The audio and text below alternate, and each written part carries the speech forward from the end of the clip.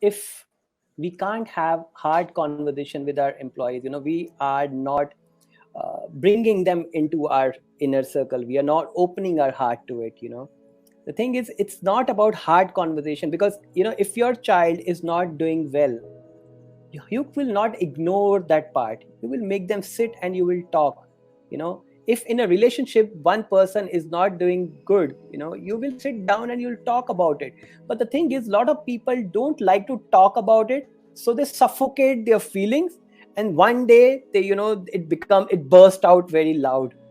So if I mean, we many of the time we have this hard conversation with the people, with the team, and maybe like it's something they already know, that this is something that needs to be done. But at the same time, when you're having this hard conversation, you make sure that it's not about you, it's about the actions, and you are not your actions.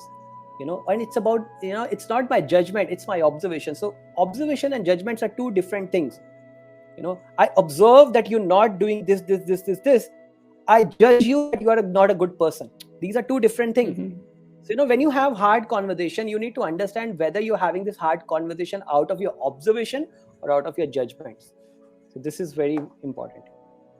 So that they are not building that barrier, but they are just like opening themselves. Yes. Yeah. Because at the end of every hard conversation, if both of you are not feeling a sense of growth, then you've failed at having this communication completely. If your intention is to just point out the mistakes of others, if that's the intention, then this will hurt them, this may get into some different level. But if your intention is for mutual growth, if that is the intention, if the mutual growth is the intention, then it should not hurt the other person. So at the end, the yardstick is if it has worked well, if both of you are feeling this sense of growth, this hard conversation.